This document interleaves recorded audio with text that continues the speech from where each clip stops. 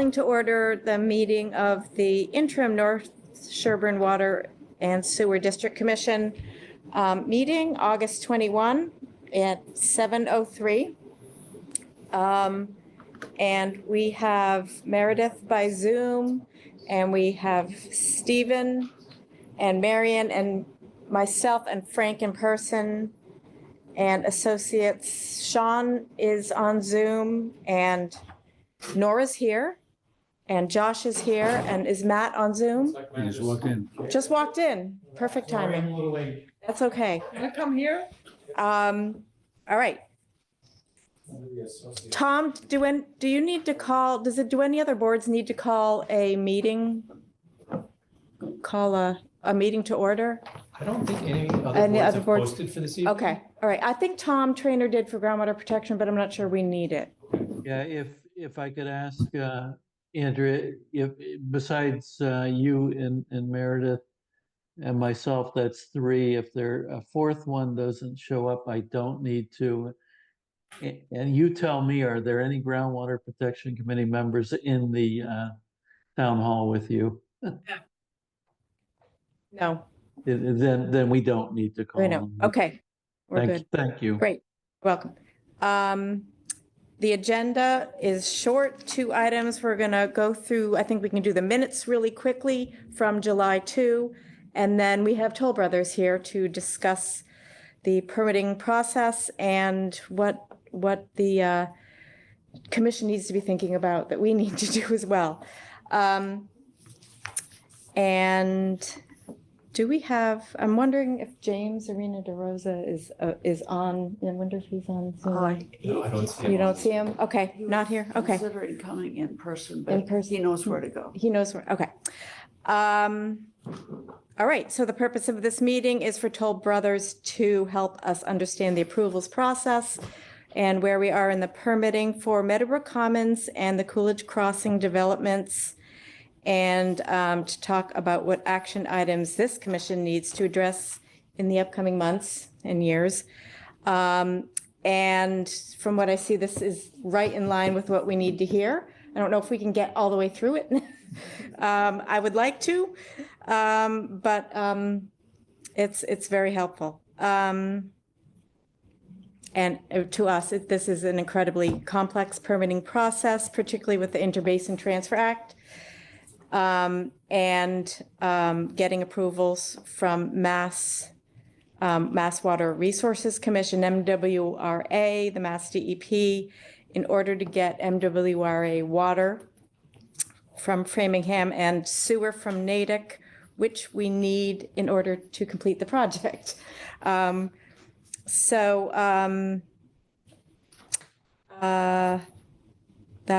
all I was hoping, and it seems that this will be a discussion back and forth. You guys take it and run with it, and then as people have questions, please just ask them as they come up, so that we can all be clear on what's going on. And that's about it. The minutes. With the minutes. Maybe Oh, let's do the minutes quickly. Thank you. Sorry, we have to approve the agenda. Agenda. Yeah. So, sorry, that was long-winded. That's right.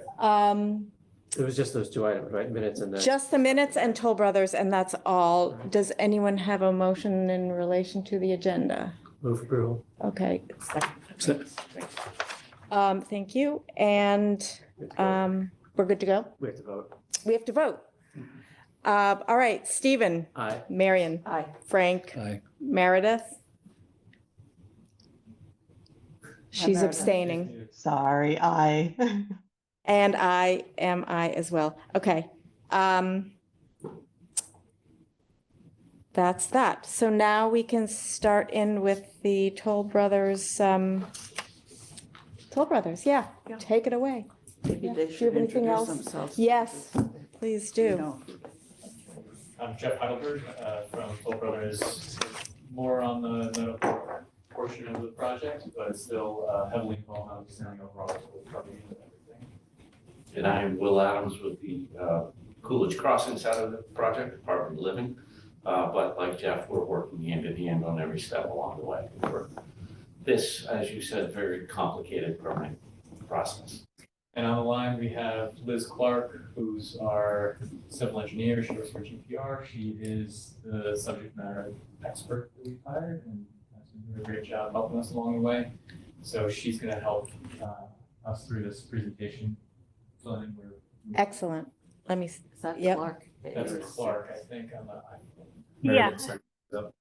I just wanted to Oh. know, on the Zoom side, the talking is a little soft. I don't know if there's a way to move people closer to the microphone so that their voices get picked up better.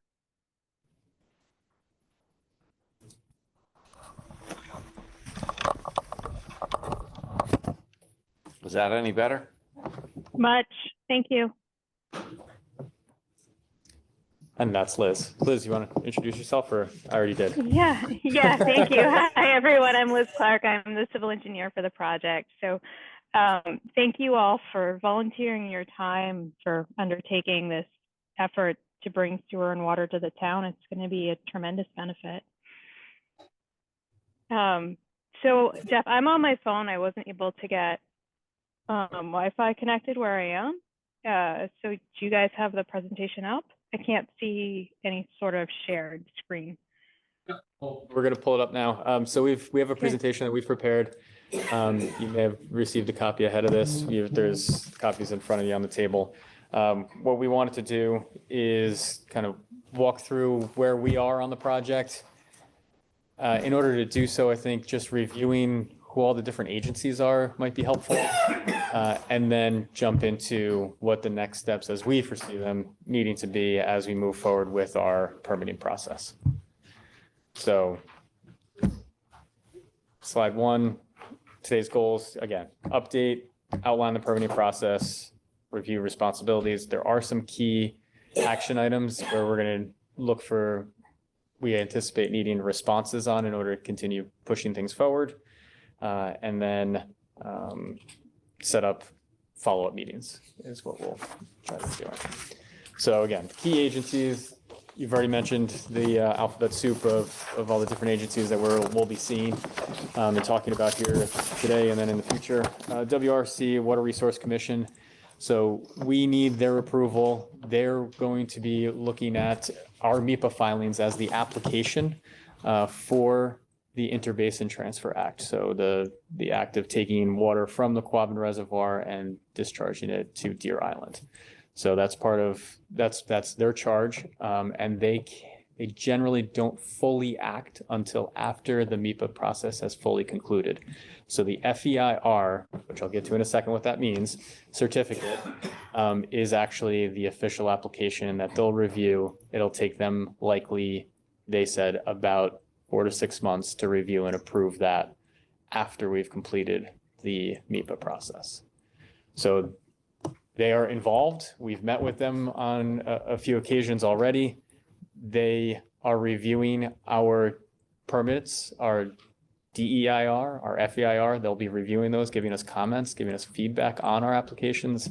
And then they'll be doing their own review at the end and giving us the final approval that says you can now take water from this watershed and discharge it in another watershed. And so that's the act is, yes. The act is a- Correct. That commission administrates the act. Gotcha.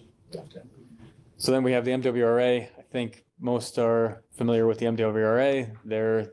They oversee both the water side and sewer side infrastructure. Both the water coming from the Quabbin Reservoir going to, I don't know the full number of municipalities at this point, 27 or something like that, different municipalities that it's going to. And then sewer service as well. They're accepting the sewer. Generally speaking, they want to sell more water.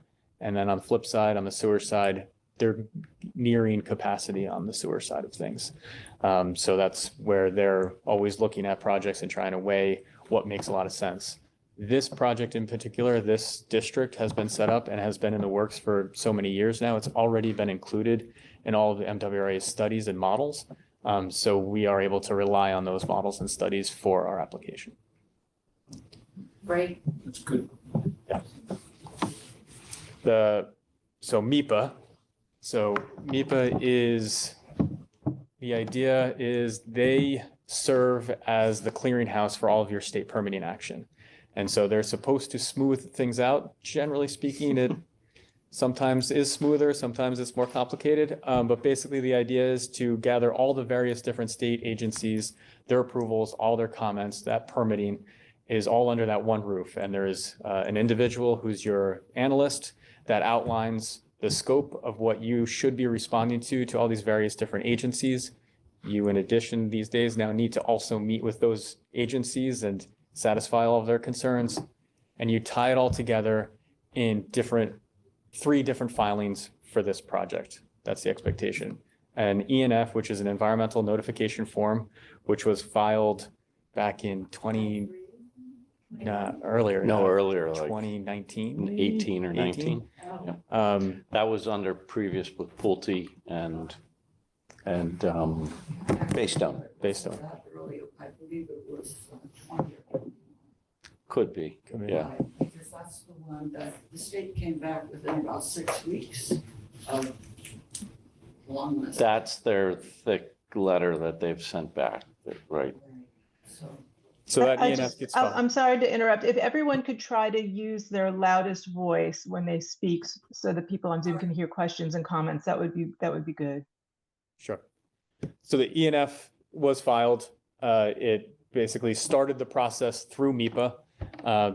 We got a project number, and that sets up our scope, what we have to respond to as far as the state's concerned.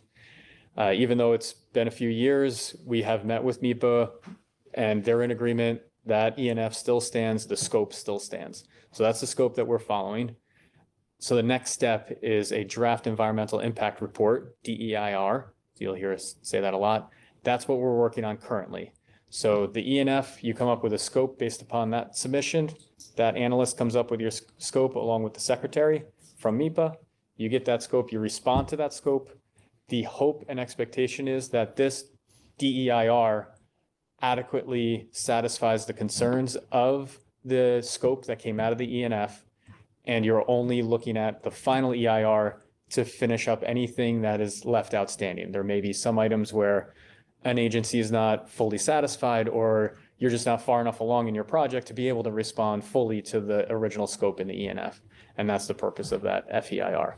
Currently, we're in that DEIR phase where we're gathering all the materials to prepare and submit our draft EIR.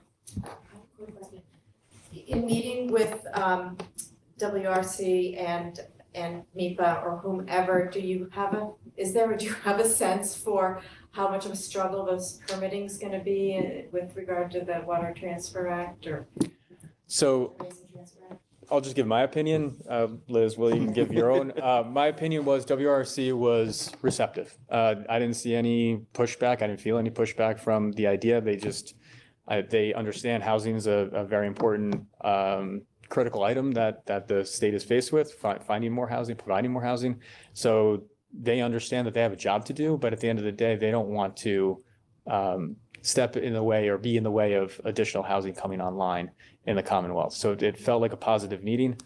Our meeting with MIPA, they're not kind of drilled into those specifics. It's a respond to the scope. That's all you really need to do. The scope is the scope. We're not adding anything else to the scope.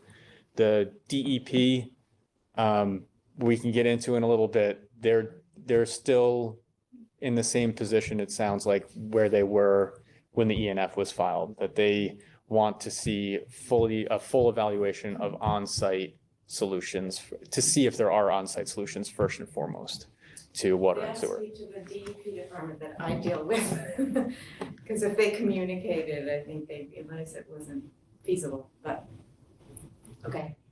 So just a point of reference as far as the Inter-Basin Transfer Act, all of the member communities of the MWRA have an inter-basin transfer. So granting one for the small amount of water that will be used in this district is literally a drop in the bucket compared to all of the other member communities that get their water from the Quabbin and the Wachusett reservoirs that also have inter-basin transfer. So that's likely not going to be the hang up or the pinch point or the problem with the permitting. Okay, cool. The threshold for an Interbasin Transfer Act submission is 1 million gallons. And the reason why we end up triggering it is because they look at this holistically as part of the full MWRA system, not just as this project unto itself. So we are a very, very small drop in the bucket compared to the overall. But I understand though that it's gonna take 4 to 6 months for them to decide. So, Yeah. so once we have completed that FEIR, we will get a certificate from the secretary at MIPA that says the project's resolved any outstanding issues with the agencies. That is the trigger for WRC to act. And at that point, they said it could take 4 to 6 months for us to respond. They don't expect it to take 4 to 6, but that's what they just want to have that much time. I'm sorry, I didn't hear. They give themselves a lot of latitude as far as their action. And again, it's a very small interbasin transfer volume wise. Yeah, I heard. So it's not likely to take 4 to 6 months. Right. It's just what they kind of program, what they put out for all of their actions. Jeff, could you clarify a detail for me? This is small, but it's confused me forever. MIPA is an act. Who is the authority that puts MIPA's stamp of approval on it? Who is MIPA? It's the EEA, Executive Office of Environmental Affairs. Oh, okay. And there's a secretary and an undersecretary. We'll get their certificate from the secretary after. Who's the secretary right now? They have Tori Kim? Is it still Tori Kim? various, representation from various Oh, state no. departments. No. She's the head of MIPA, sorry. Yeah. I'll just say, well, when did that happen? You're right. I don't know. Based on input from some department secretaries. So it's the same is true of the Water Resource Commission. They also have representation, but this is two different. They're two different Okay, thank you. bodies. Are they all aware of the general chemical situation? And is that factored into any of their decisions? We have brought it up to each and every agency, and that topic gets kicked back to DEP in each and every call. Where's DEP? And, well, that DEP has will, different offices that oversee different parts of their work. Yeah. And they don't necessarily communicate and make decisions under one voice. So there are certain, that will be part of our challenge, will be to help them communicate amongst themselves. We have not just general chemical, we have the landfill, 2 closed landfills. We have general degradation of the water in the area just from the septic systems that exist with nitrates. We Yeah. have all this data that Tom Trainer and the groundwater professionals, you know, it really, to my mind, is a no-brainer. It's infeasible. But if we can like help you, or if you could just include all those things in the. certainly, so that we- we'll get into the kind of there's 2 issues. First, there's quantity Yeah, of water, and Right. which is what we're dealing with right now, and knock on wood, the quantity comes out low enough. so So far that- it seems like it is, yes. Oh. It's a little not- So as of right now, we've got 3 wells drilled to date. Liz, you may have to correct me if I'm wrong on the exact numbers, but it was something like we needed 28 gallons per minute or thereabouts. And right now we're at about 20. Yeah, And go so to this, slide 7 shows it. okay. It's all covered in part of the presentation. Yeah, You know, Yeah, why don't you just continue with your Yeah. presentation? okay, yeah, we're still stuck on acronyms. yeah. So I think we went through the acronyms Yeah, enough. you did. Let's You got jump to the updates. What our submissions are that are upcoming. Before we get off the acronyms, is there any way, maybe you'll tell us, don't even begin to touch it, but is there any way we can exert some political pressure on this? We're not there yet, Frank. Yeah. We'll get there. We're not at that point yet. We're hopefully that we don't have to get there, Oh, okay. but we don't know that answer yet. All right. Yeah, so we have the submission I referenced earlier. So actually, we've got your notice of Oh, intent. yeah, we That's filed that first and- today. So we filed the Conservation Commission notice of intent for the apartment living project. So that's just the conservation piece that we have to get at the local town level to approve the apartment project. It's 120, we're filing for 136 units and we're gonna hopefully go back and open the comprehensive permit to increase the size to 136 units, staying fully within the skin of what was previously approved. So we're not increasing the size of the buildings at all. It's all within. And a lot of it is to do with, we didn't want to get into this tonight, but a lot of it has to do with the specialized code. So when this project was approved, it was approved under the 9th edition energy code, 10th edition's out. Sherborn is now part of the specialized code. So that totally changes how buildings are designed and built moving forward. The apartment building has to be, and this is part of the triggers back to MIPA, in order for them to sign off on this project, we have to be a passive house building, which is a very different style and design building that you have to do. So what was approved 3-4 years ago is unbuildable today to meet passive house standards. Sorry, long-winded way. So we'll be coming, once we get through the Concom, we'll come back on the comprehensive permit piece. So the next submission that we're looking at is the DEIR submission, that draft environmental impact report, which is also a notice of, you'll see this NPC MIPA filing. So the draft environmental impact report is also a notice of project change because we're different owners than what was filed under the ENF. So that's why it's a notice of project change, but it's also serves a third purpose, which is the Interbasin Transfer Act application, the initial application. So WRC has been involved with us compiling this document. We've offered draft versions for them for their review. We want to keep them engaged throughout the process. So we expect, we're hopeful to file that sometime in October is the goal. Then coming up later fall, we're expecting on the senior living side, we'll have the 67 units come forward for the Meadowbrook Commons site plan and the notice of intent. As Will mentioned, the amendment to the comp permit next spring. We'll be hopefully getting our scope from that DEIR. Hopefully it'll be a very limited scope that we've answered the majority of questions. And we've got some loose ends we're tying up for the FEIR next spring, which will also serve as that ITA application and the MWA new community. We'll get into this with the hope that by winter, what is that, 16 months from now, we're under construction. A lot has to happen between now and then. Construction. We're building, so you have a building permit, they're building. Yeah.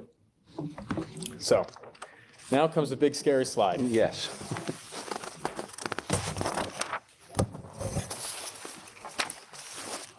Liz, are you able to walk through this?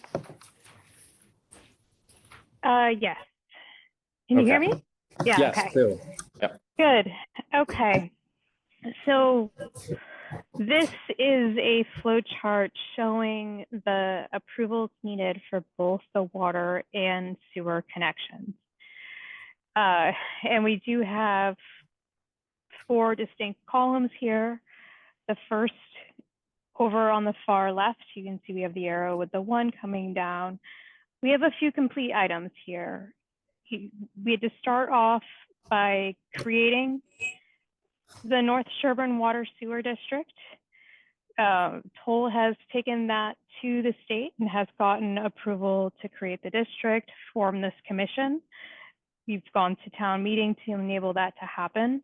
So that has been complete, and now we have the North Sherborn Water Sewer District Commission. We've talked about the Interbasin Transfer Act, and that's under column 2. with the Interbasin Transfer Act, we're only required to apply for that for our water connection. As Jeff had cited previously, the WRC views the MWRA withdrawal from the Quabbin Reservoir as one withdrawal. So any increase to that, you have to file the ITA. Our sewer flow is, again, well below that threshold. So we're only going to go for MWRA approval on that. It's not subject to the ITA, and we have confirmed that with WRC. So the items in column 2 are what we need for the ITA approval. And one of the first big things is that BEPL approval. We've gone over that. We have to get approval through our FEIR, and then once we do, we can file that ITA. We also have to go through a local source feasibility alternative analysis. So I think the goal here, or the objective here, is to show that you have no other in-basin or in-town alternatives. And when I say in-basin, our site is located in the Concord River. I know the town of Sherborn split between 2 different watersheds, Concord and the Charles, and we're fully in the Concord River watershed. So we have prepared a draft alternative analysis as part of our DEIR submission. So this is the criteria that is forcing Toll to go on site and drill 4 wells to test for quality and quantity. So right now we have 3 done, with the 4th starting tomorrow, I believe. And from there we'll do the pump test, drawdown, and see how the aquifer below responds to our demands. Once we get through that process, we do have other alternatives that were evaluated. We can't get water from any other neighboring community without triggering the ITA, because all the surrounding communities do have an MWRA source to some level, either as backup or as primary. And we looked at, the feasibility of acquiring other parcels in Sherborn, and well, your real estate prices are pretty steep out there. So those were deemed infeasible. From there, there's a lot of requirements for this commission, and this is going to be a big focus of tonight's meeting, where we're developing what's called the water conservation measures. So this is kind of where we're flowing back left underneath the North Water Sewer Commission district action items. This commission needs to finalize the intermunicipal agreements between Framingham and Natick. What's the structure of how water is going to be, and sewer, bought and paid for from the other municipalities, and what are the intricacies of the agreements? Liz, quick sec. We're going to flip to the next slide, because you're getting into the focus of current needs, sure. right? So we're going to need to go back too, but yeah, definitely that makes sense. Yep. So, okay. One of the commissioners online has a question. Meredith? I just wanted to quickly ask, because this will be a question. I looked at slide 7, which some other people are hoping to see when you get there. But I did the calculation. It's at 16 gallons per minute with the 3 wells based on what was on that slide. And you said you needed 28 gallons per minute. If the 28 gallon per minute requirement is not met, will that drawdown test happen?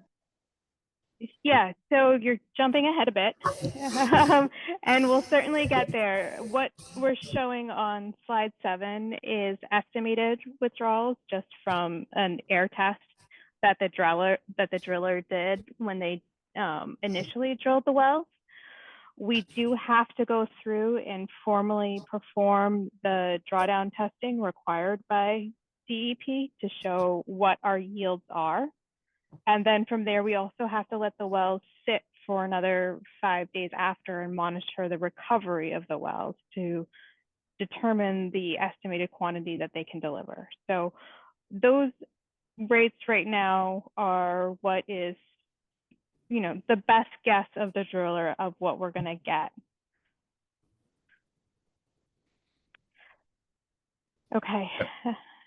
Sorry, could I just ask something, kind of procedural? As you go through this, could you let us know which column you're in so we can follow you? Yeah, if you go to Yeah. the next sheet, we're on the 2-column page now. Okay. Yep. So we're on the left column. You'll see in the light blue North Sherborn Water Sewer District Commission action items to be completed prior to ITA application. We're in the light blue, the white with light blue below. So these are documents that need to come from the commission that will be in the ITA application. Some of them will go in the DEIR as well, but we can get to. So we had gone through the intermunicipal agreements. A business plan does need to be developed for the North Sherborn Water Sewer District as well. How billing is going to happen, how maintenance is going to happen, how monitoring and response to emergencies are going to happen, how that's all getting paid for. And we'll get to how the initial setup might be. District bylaws need to be created as well. These are your foundational governing rules.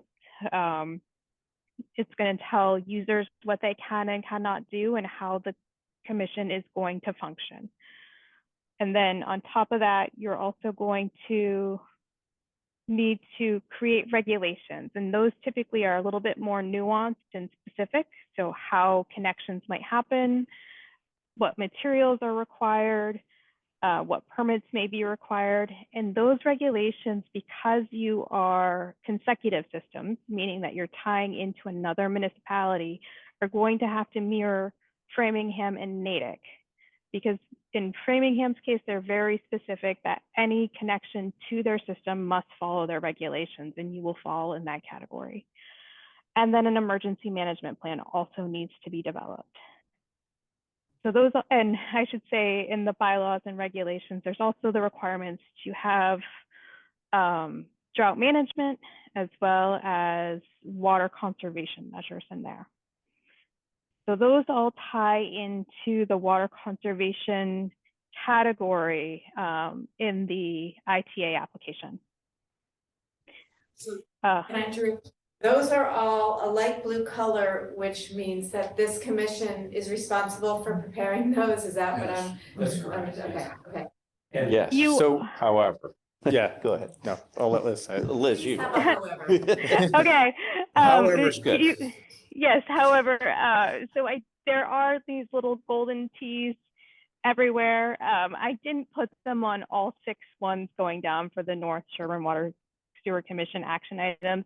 We fully intend to be in the room and helping you out with all of this as well.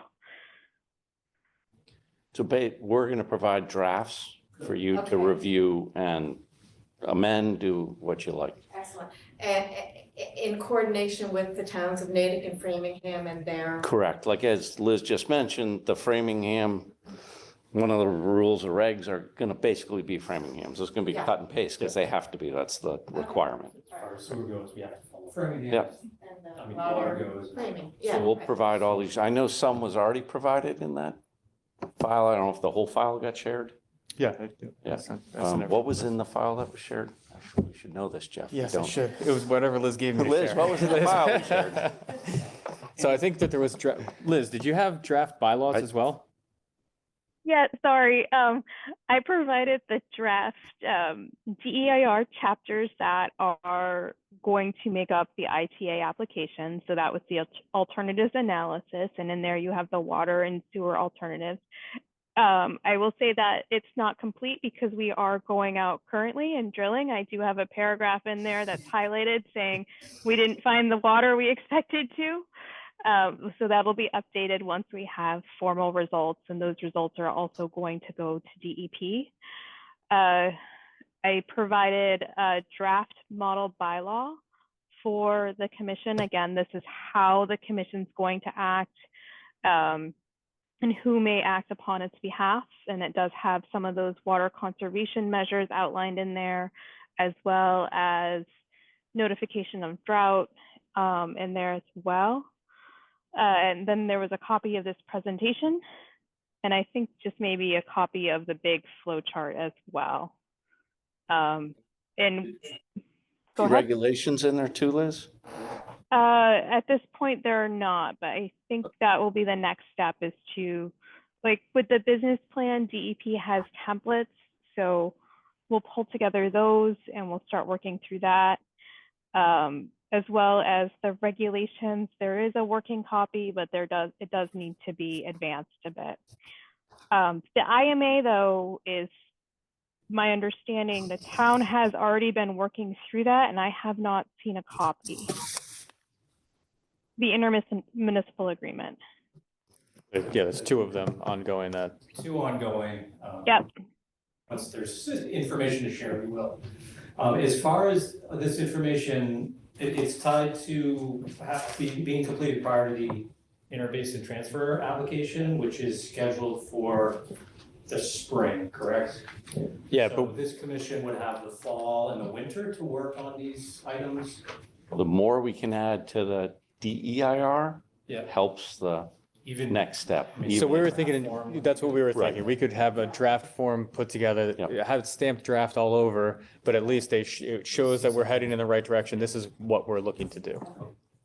So this is Yeah, during the fall and winter. fall and winter for your review and approval. I was thinking it was this October. Well, the draft, The draft we would is- like the drafts to be done for this October. So we got like 35 days. Yeah. Your Okay. actual formal vote of Yeah. approval of these things could Okay. happen fall and winter. Yeah. But Right. Some working drafts would be included in your DEIR. Correct. Okay. Liz, when will you be doing the pump tests, and when will you have that data? I'm just I curious. think that might So be the I'll- next slide, so. Okay, I think- never mind. Tom, I see your hand up. If it's about the pump tests, let's wait, but if it's relevant to the current slide, It's actually beyond both. I need to call the Groundwater Protection Committee to order because a fourth member just arrived. So I'm opening the Groundwater Protection Committee meeting at 7:40, and a quick roll call. Presence, Tom Trainer present. Meredith Wesolowski Andrew- present. Andrea Stiller present. Harrison present. Thank you. Sorry about that. thanks, Tom.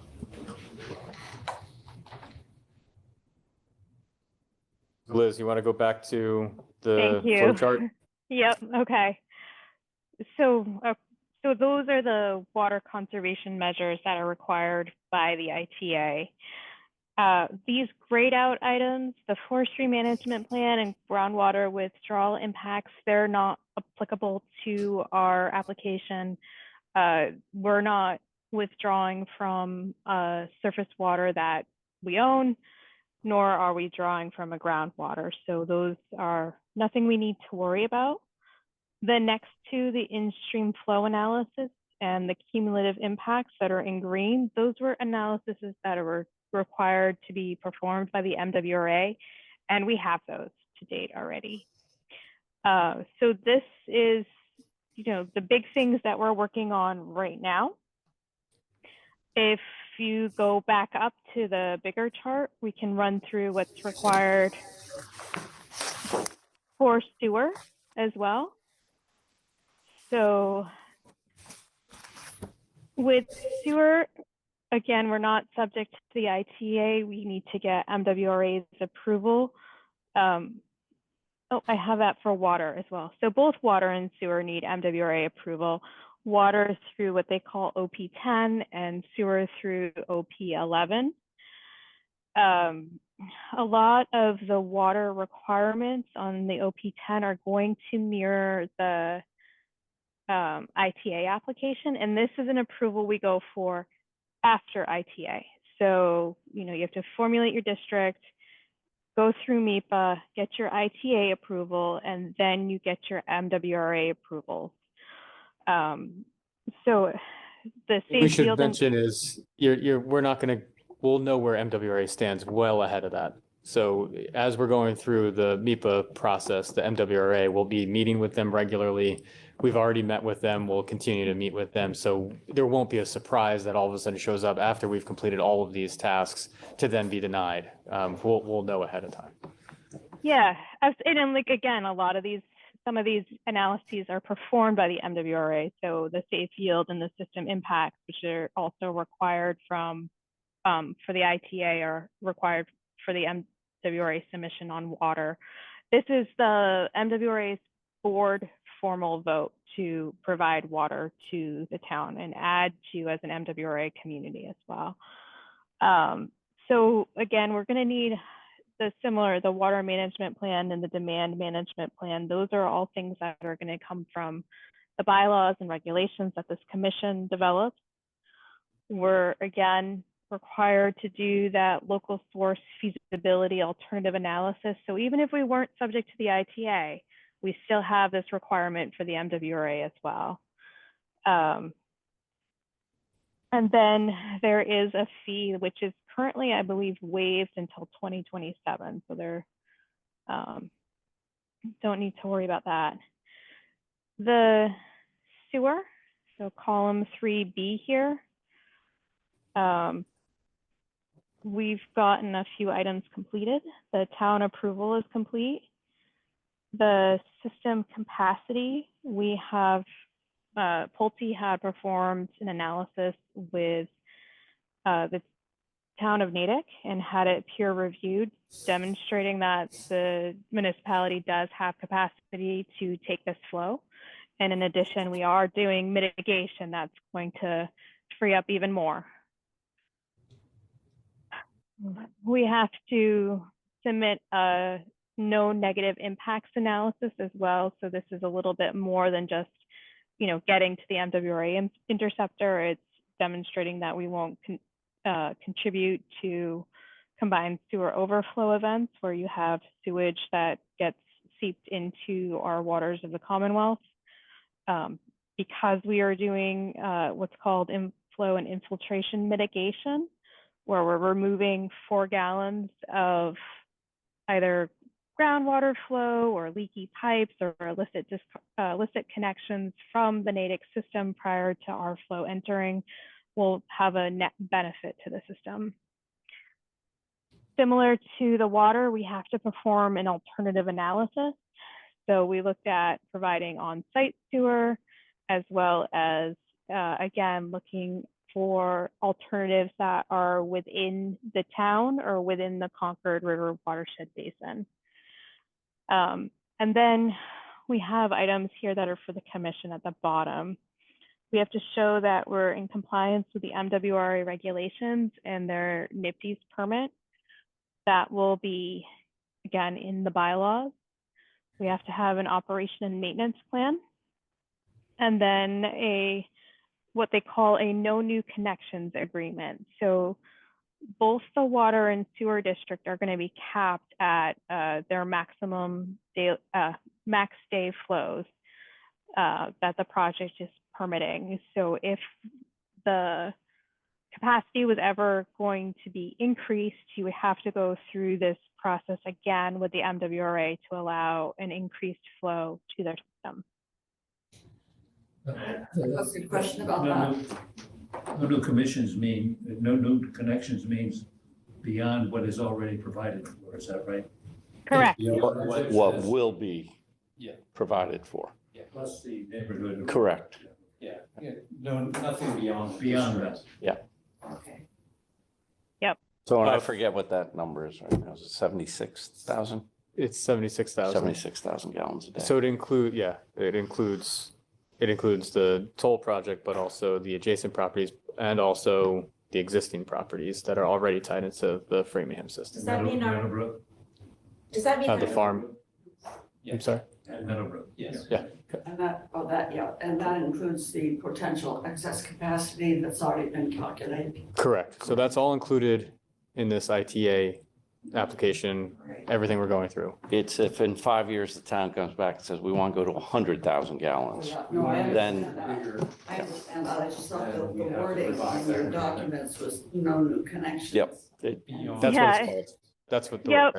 These are all like just taken right off their checklist. So yes, that's just again how it's worded there. So So is this included in the production that you need to meet in the pump tests, like the 28? Why wouldn't that have to be included? Why wouldn't that be the quantity that we need because to meet? if we found water on our site, we're only going to serve our project and we're not going to serve other properties. Oh. Right. So if we had public water supply wells on our site, it would operate similar to any other public water supply well that you have in the town, where it would be owned and operated by Coolidge Crossing and Meadowbrook Commons. And it wouldn't be to provide to the greater district. So our numbers include every single property that's in the North Sherborn Water Sewer District. So some that are way over by the Framingham line or by the Natick line. So that wouldn't be included. It would only be the project that's in our alternatives analysis currently for the on-site option. Could I ask a question about under sewer, the town approval being complete? That's the second box, the blue one. Yep. That is, that presupposes that the Conservation Commission has done all their I approvals. think that relates to the creation of the district. Correct. It's for the creation of the district. So that was the special town meeting that was held in October of 2023, where the town voted to create the district. So the MWRA is just focused on the water and sewer. They're not focused on Coolidge Crossing or Meadowbrook Commons as development. They're focused on the district and how the district's going to function and how it's created. Yeah. See, the determination of applicability and all that is in the next column over. Yes. Okay. Yeah. Yeah.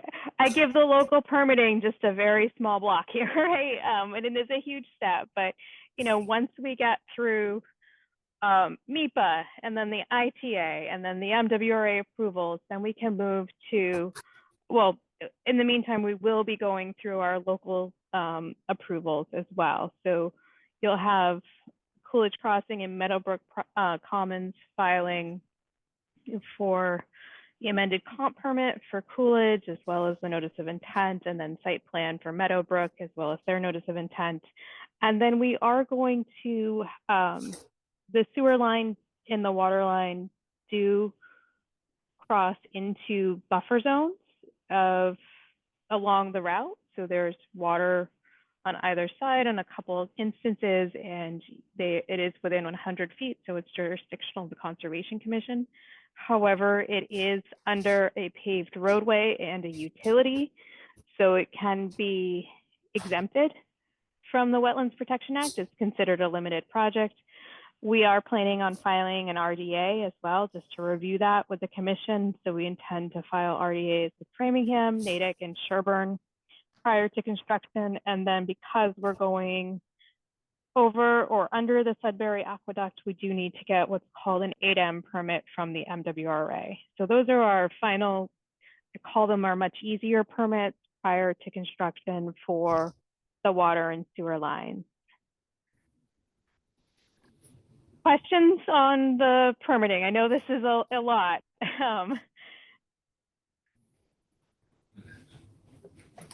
Okay. We'll have a quiz on Monday morning. Okay, so if we skip to slide 7, the alternatives analysis. Liz, okay. Yeah.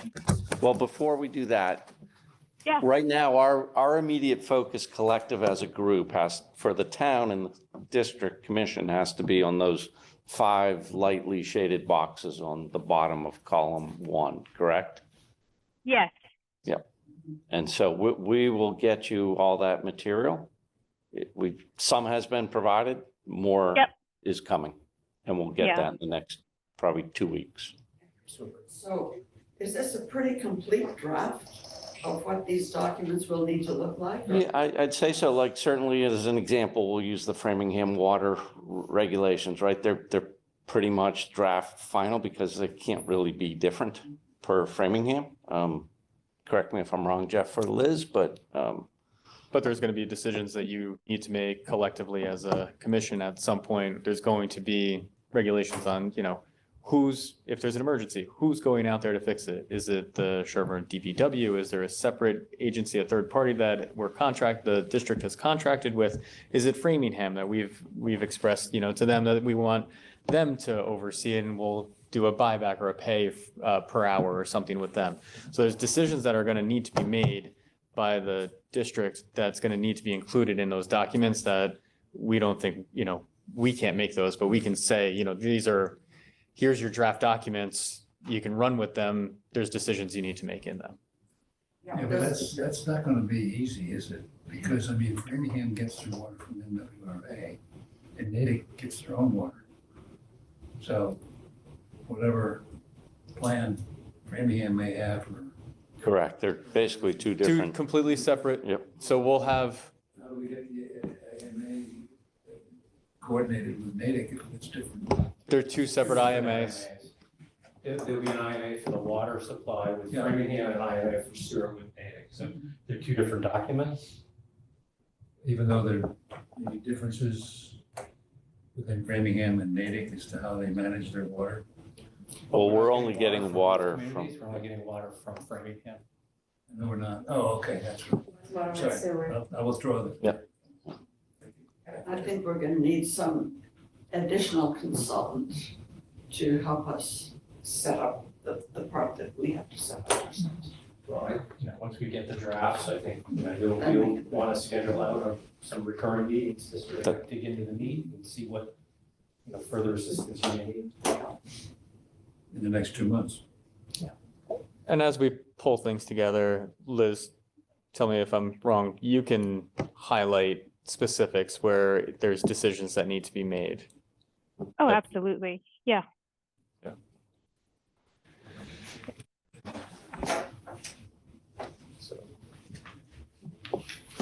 So jumping ahead to the alternatives analysis, something that I think everybody wanted to get to here. So there were 2 existing wells on site. We have since drilled a 3rd well.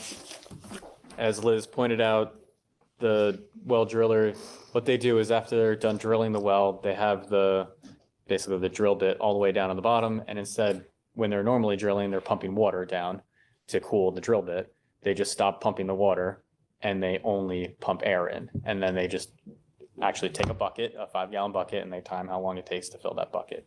Based upon that is how we get these numbers. So they're not under pressure, you're not pulling water out, but it gives everyone an estimate that there are fractures that are providing water to that well, and that's how we know there's water in that well. So the pump test is something, it's not just a simple pump test that we have to do. We have to drill this 4th well. We need a well field. So we're drilling this 4th well. And then we need to let the wells sit, recover from the drilling activity. Then we have to do a step pump test where it's in stages, and we try to determine the expert on site will determine, okay, well, it appears that we can pull this much water out of these 4 wells without impact. Again, it's a well field, so each one's might be impacting one another. And then you can actually see how much water is being produced by this well field.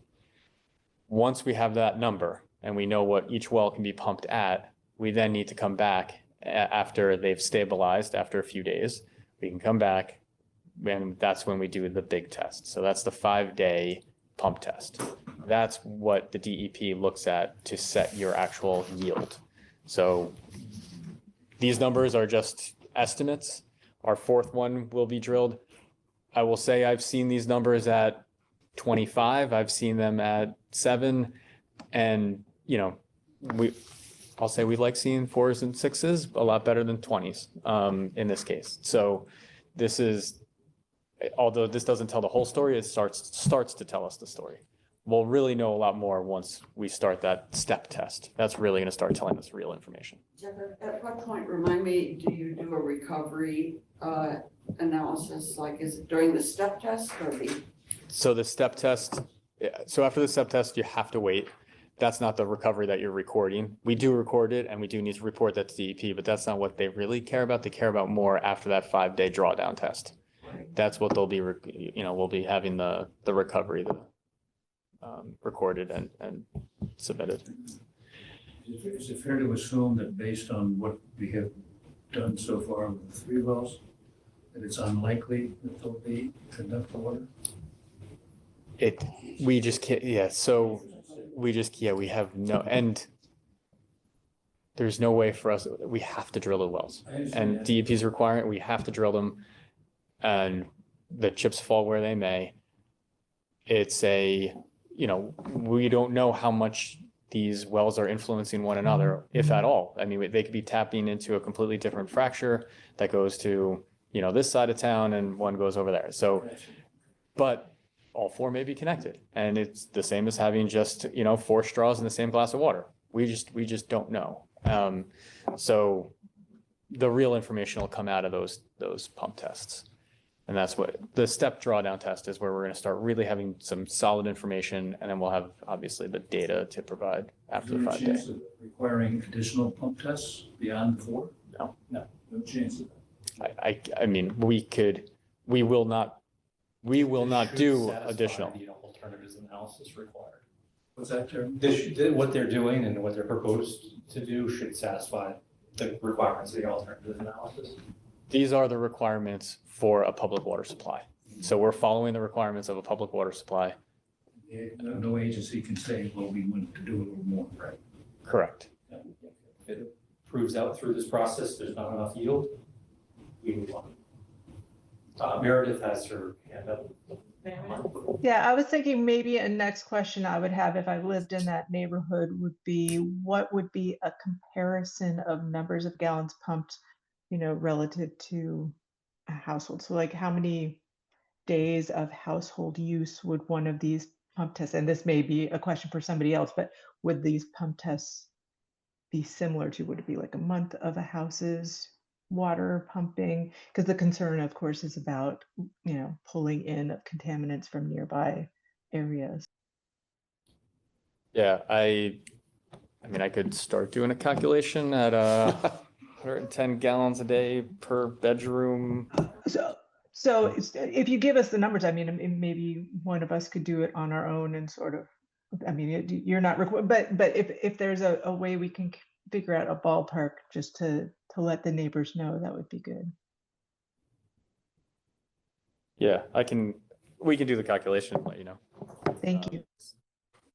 Where do they have to discharge the pumped water far enough away that they're not getting some sort of a recirculating? So that's generally not really a huge concern, because what you're looking at is a bedrock aquifer well, not a surficial well. So all these, correct. So there's a casing that goes down to the bedrock and it's sealed.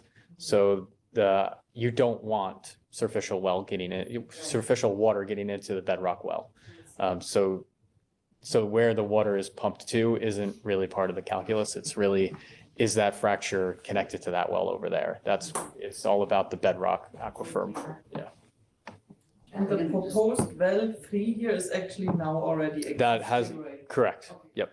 It's the proposed well 4. The driller called me earlier today, this afternoon, said he's on site. He's getting on site, and he should be setting up tomorrow to start drilling. We'll have just timeline wise, I know that was a question earlier, timeline, where are we? So that's where we are. The drilling should start tomorrow. He can only get down pretty much to the bedrock tomorrow and set that casing, and then it needs to be grouted and set. So I expect that that'll be tomorrow, and then the actual drilling will occur Monday, Tuesday. It'll probably only take them a couple days to drill the well, unless, something were to happen.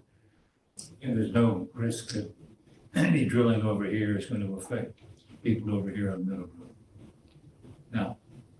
We're drilling a well just like anybody would be drilling a well. So we don't know what's connected or not. Yeah. Along those lines, if it does get to the point of the 5-day test, the big test, it might be good for the neighborhood to know that, they can test their water supply or, do their own pump test or look at water quality or whatever to get baseline data so that, after the 5-day pump test, if during that test, the neighbor wells go dry, they know that it's related to the test and not just by chance. I mean, I know that the state doesn't require that. Well, it's not only that they don't, so we had this conversation with, I don't know if the state was on the call at the time. So we had our hydrogeologist on a call where we were reviewing the pump test with him and trying to outline, what additional data can we have in our back pocket if the DEP starts pushing us? And, something that came up was, could we also be monitoring area wells, other people's wells? And his response was, he's been doing this for 30 years and does not recommend it whatsoever. It's a water supply. It's a person's water supply. Having somebody else come onto your property to start fiddling with their water supply generally isn't well accepted. If people want to do it on their own, you could let them know that you're doing the test and they can test it themselves. That's It's what I kind have of in like, mind. I know we're not gonna go out and monitor Yep. wells, but to let people know so they have the option to do it on their own if they want to. Yep. I think would be a good idea, just for relations with the neighborhood. yeah, so that, Do sorry. you have the depths of those wells? Do you know the depths? So off the top of my head, I'm gonna say 1 and 2 were 500-foot wells, 3 was 375 feet. So for, just so you know, most wells are usually like 1,200. So we're not, Deep as some. yes. There's a hand up online, Sean? Sean, you still there? Yeah, can you hear me? Yeah. For the long-term test, is there any quality testing on the water or just quantity? There is water quality, good question, yeah. There is water quality testing. So at conclusion of that 5th day of testing, they do pull water for a sample to be tested. And that water sample testing comes back 6 to 8 weeks it takes for them to evaluate it. I will What do they- say, sorry, go ahead. Good point from Sean. That's good. Go on, Sean. I like where you're going. I'm afraid of where I'm going. Do you know what they're testing for? Is We it will just, are they doing VOCs and any other contaminants?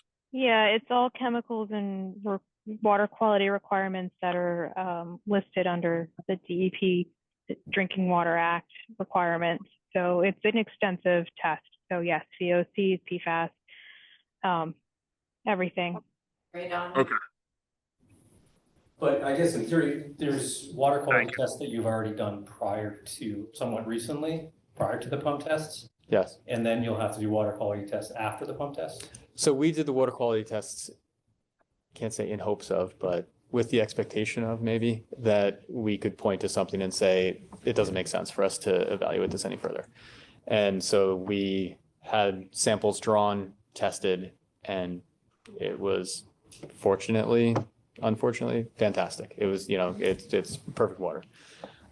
We tested for everything under the sun. And So the pre-pump tests, water quality came out meeting drinking water standards. yes, I guess what I'm saying is that if you have to do water quality samples after the pump test, we all can compare the two to see if there was any change that may have happened during the pump tests. Will you run the same parameters that you did for the initials? yes, yeah. That was comprehensive. And if there is any change, So will you run all the wells at the same time for that 5-day test? Yes, we have to. Right? Yep. Yes, And then quality test on all 4 of them? correct. Excellent. Thanks. if there were any differences, what would that indicate? Maybe some of the groundwater moved during the pump test. So nothing, They pulled in something. nothing or questioning the whatever. quality of the water. Yeah. Which is not very likely, given, it generally takes, years of daily pumping and volume to move things around in the groundwater. So if we wanted to inform the neighbors in the district that that the 5-day pump test was about to happen and we knew a date, what would be the mechanism of informing them? Like, if we provided you names and addresses, would you send a letter out to them that said, or would it be up to the district to make that happen? I don't know that we have the mechanism in place to inform the neighbors. It would come from the town, We come from the town? I would think, but I'm not sure. I guess It's Maybe it not a should, required notification. Before, right? Last time or the time before? Yeah. How to, wasn't there a website to read?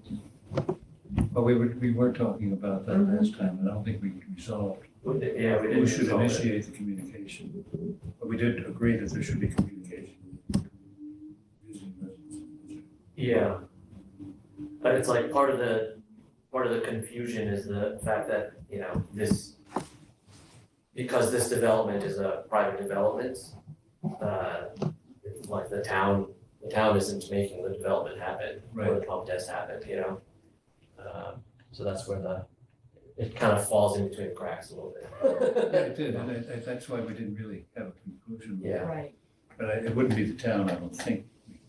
We concluded. Well, maybe we wouldn't be obliged to, but there's nothing to keep us from informing the neighbors. If we knew when it was happening, we could put it on our website, perhaps. Yeah, but I don't know that That doesn't. inform them, I have a suggestion, so, my Yes, hands up. Please. It should not come from the town, but it should come from the North Sherborn Water District, Yeah, that's exactly what I was thinking. the purpose of the district. Yeah, I agree with that. And it shouldn't come from you people, because, We're a legal entity, but we're not the town. right, Do you know how much lead time would there be, like, when you would know, okay, this is the date that the 5-day test is gonna commence? It's not gonna be like 2 days before it starts, right? It shouldn't be. So continuing on that dialogue of timeline, well, drilling finishes up next Tuesday. Next Friday, we're able to start a step test, which we wouldn't do on a Friday. So it would probably fall into the following week. You can't do the 5-day pump test and have it end on a Friday. I don't know why that's a rule, but it's a rule. So we wouldn't be able to start it until so 3 weeks from now, that Thursday. That would be the earliest which that's what we would anticipate as the earliest date. It would have to be pumped through the weekend, yes. If you are wanting to do an IS, you would want to give some time for folks to react to it. Yeah, but we would need to know what the actual start date of the test would be, right? Which we don't know at this moment. I don't know right now. We haven't even gotten the 4th well drilled yet, right? Correct. Okay. And you still have to do the step test, so by the time you finish the step test, you'll know pretty soon.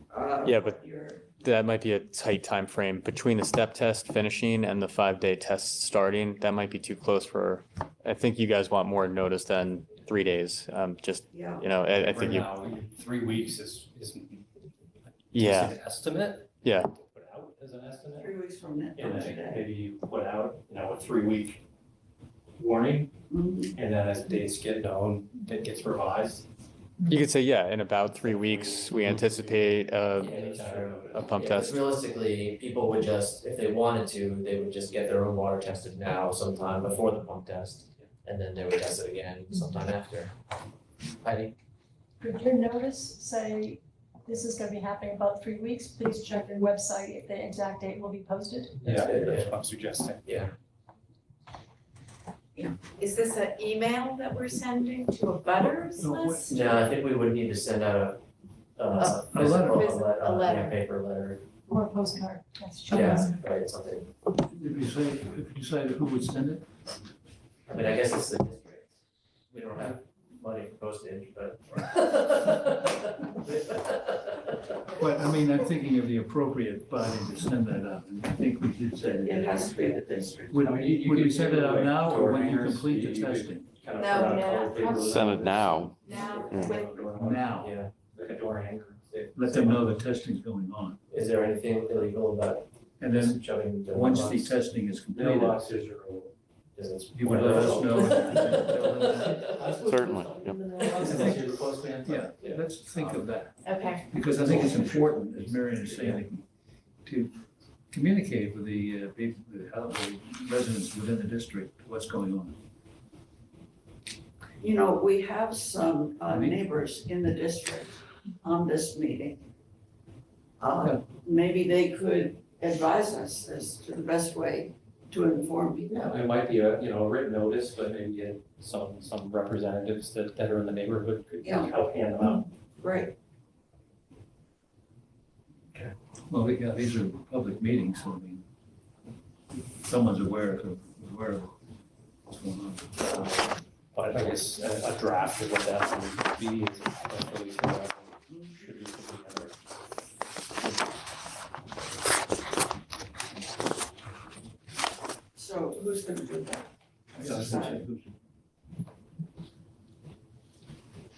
Well.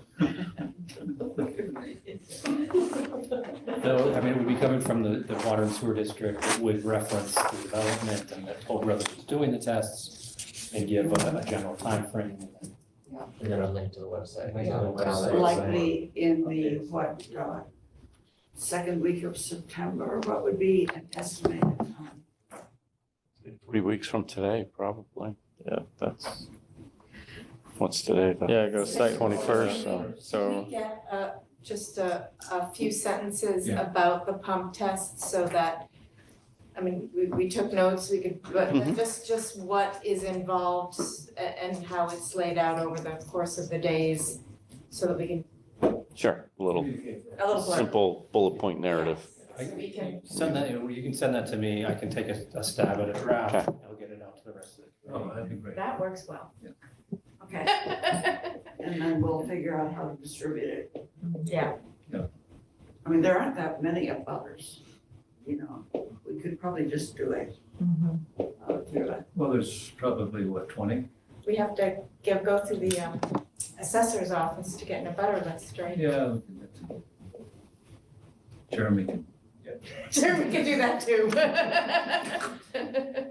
I know they don't charge us. We know where you all are. Well, they're Including Meadowbrook, we're there, so the others are. Okay, that's there. Oh, Okay. Sean Actually, had there's a hand up from Daryl Beardsley. Daryl? Daryl? Yep. Hi, Daryl Beardsley, 54 Forest Street. So when you were talking about testing, certainly the Board of Health could help with information on that. But I wasn't sure if you were talking about quality or impact on well levels and recovery during and after the test. So, but Nobis provided some nice information about the latter in some previous projects in town for devices that could be put in for monitoring if people want to do that. And then we could talk about, you're talking about quality testing. I don't know if there's something particular you're anticipating for that. I haven't heard all of your discussions over time on this, so I'm not really sure. If you're thinking about things moving in from General Chemical or some other aspect of quality. Daryl, I think as far as the alternatives analysis, the water quality and quality testing would generally include what would be required for drinking water standards to show that it meets or doesn't meet drinking water quality standards. Liz, is that generally correct? Yes, it is. Oh, I was No, I understand for the wells that are being put in on the project site. I meant for the neighbors' wells. I heard reference see. to advising them about testing their water. I'd suggest that it would be the same parameters, the drinking water quality parameters.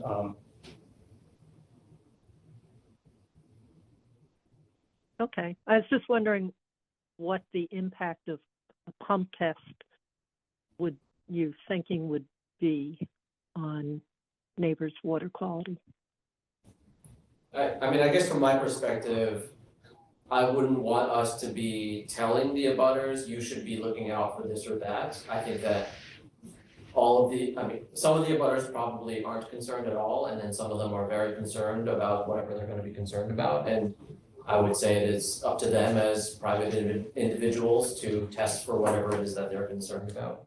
I think mainly it's just a transparency issue, right? If we don't tell them, then people are going to complain that you did all this stuff and you didn't even tell us you were doing it. So we just want to tell them that we're doing it, basically.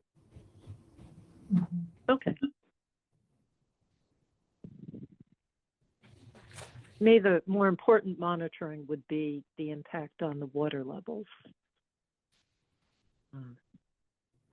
Yeah, I mean, I'm assuming that because they'll we know have if seen they're impact really dry. our smaller well tests and wells. So. And that's a lot more complicated for someone to arrange, you know, a sonar or a transducer inserted in their well. I think, you know, that's up to them though. We're not going to advise them to do it. I mean, Right. It wasn't too long ago that DEP used to require that. Probably last time I saw it impacting one of my clients was maybe 8 years ago. They did require monitoring of neighboring wells during a pump test. So it's interesting to hear that they're no longer doing that. For private wells, they were requiring it? For just this kind of a development, exactly this kind of thing. Yeah. I'll follow up with our consultant. I'll Yeah. follow up with our consultant. I know we had this It was conversation. It was in Boxborough. So you can let me know if you need more information on that. All right, thanks. Thanks, Daryl. So on the next slide, we're showing, let's say all this works out great. What does the system actually look like day one? You've probably seen this plan before, but we just wanted to make sure everybody understood day one what the district is overseeing.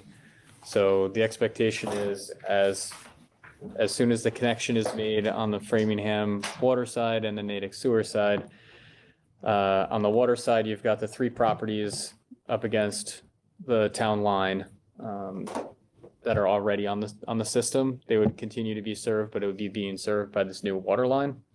And then on the sewer side, it would be only this project.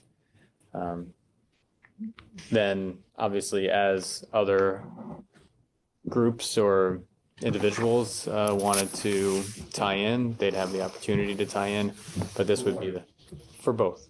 You know, the expectation here is there's an IMA in place with both of these communities. We have a developer's agreement that is separate from the IMA with both communities to construct all of this infrastructure that has to meet their standards and specifications. Once all that infrastructure has been constructed, we're tied in, we've tied it in. Now there's an opportunity for others to tie in. They would need permits, approvals, et cetera, from this district to do that. And so again, talking about the responsibilities of the district is to how do you allow somebody in, what fees are there, connection fees, and then the IMA itself, what requires, as the flow increases, what's required of those new participants to maybe Framingham or Natick in addition. So I thought this slide is kind of informative in that on day one, when the infrastructure is built and complete and turned over to the district will have 5 customers.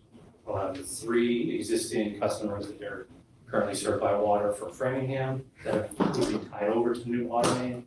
And then you'd have the 2 new projects, Coolidge Crossing and Meadow Commons. So once it's turned over, you have 5 customers as a start. And then any further customers would need to come to the district to file for a permit to apply for a connection. But your revenue stream would be 5 customers to start.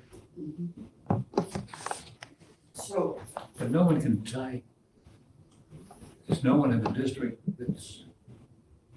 they can't tie into the sewer system other than Coolidge Crossing and Meadowbrook. No, they could. There might be additional infrastructure that they would need to construct to do that. For sewer. For sewer. Are the approvals water in, water out? So that the whole district, the assumed quantity for the district would be coming in, and that's what we have approvals for, or that's what we're discussing with Natick would go out. Correct. So it would, should. But they don't need to match. They don't have to match, but the approvals, the maximum amount in each of the approvals. Would match, okay, yeah. so all the people on Kendall could decide if they wanted to fund getting a pipe all the way on Kendall to speed. And they could connect to the sewer if they wanted to pay for it themselves. Right. However, it's different. Connecting to the water for those folks, they could tap into the main that would be right into Coolidge Street. For the sewer leaving the 2 development sites are force mains, which may not be able to have the capacity to just tap into. So it'd be different piping that's probably required for the sewer side of things for folks. Okay. Wait a second, maybe I'm not hearing. I'm thinking of Sunshine Dairy. Yeah. So they want to build a house there for residents on the farm. Can they tie into the sewer? No. There's no sewer there. No sewer there. Yes. Okay. They could tie into and discharge through this district if they got approval from you to construct more infrastructure, more piping. You could end up discharging from the district into Natick. But you would make that developer put more piping in place. Physically, it's not gonna be there. Yeah. Like the water main is gonna be there. Okay, all right. But they can tie in for water. Sure. The water's gonna be run right The by. water main will go right by Gotcha, the front. okay, I understand, yeah. Thank you. There's one property right on the edge on Spring Street. Are we sure they have no native sewer connection? Where's that? Yeah, we do know that they are not connected. So there's a stream that defines that boundary, and they don't have any sewer that goes beyond that stream. Hand raised from Tom Trainer. Yeah, just to clarify, that's true about the sewer, but if it's the house I'm thinking of, they do have Natick water, just so you know. They do have native water. Yeah, to complicate things. Oh. But the house is in Sherborn? Mm-hmm. Yeah, okay. Correct. Crow live? Correct, it's right on the corner, just over the line on the right as you're heading into Sherborn. It's a big white house? Yeah. Yeah, it's not, I don't know, it was built 10, 12 years ago, I forget. Right. It's not that old. Yeah, our former accountant lived there. So if they do have water connection in Natick, that would remain, and then no water district main is proposed on Spring Street.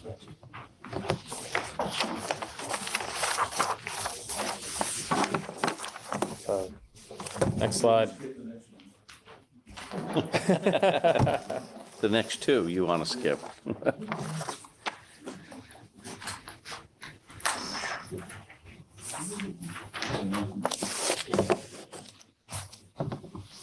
Liz, are you in a place where you can run through these next two, or you want me to do it? No, I can. These next two are similar, but it breaks down what a water and sewer district does. So I will say that the North Sherborn Water Sewer District is unique in that there's only two other water sewer districts in the state that also get MWRA water and sewer. So that would be the City of Linfield and then Boston Water Sewer Commission.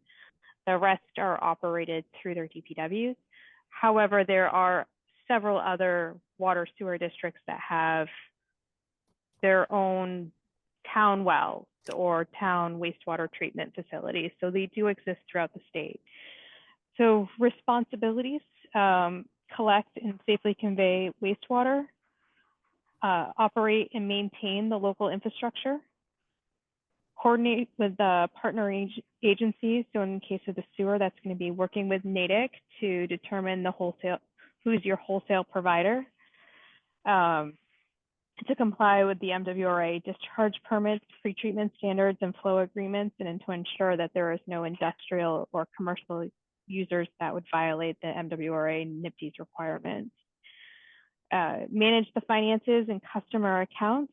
So for sewer, you're going to have Coolidge Crossing and Meadowbrook Commons as the first two accounts. So making sure that the sewer rates are set, that and the connection fees and betterments are established, developing budgets and capital improvement plans, and then applying for grants or funding as needed for improvements or expansions of the system. And then planning for reliability and resilience. We'd already touched upon an emergency response plan will need to be developed. Implement an asset management and assessment program. So we will provide as-built information of all the infrastructure that is constructed, and that can be converted into a GIS asset management system that just you can track when assets were built,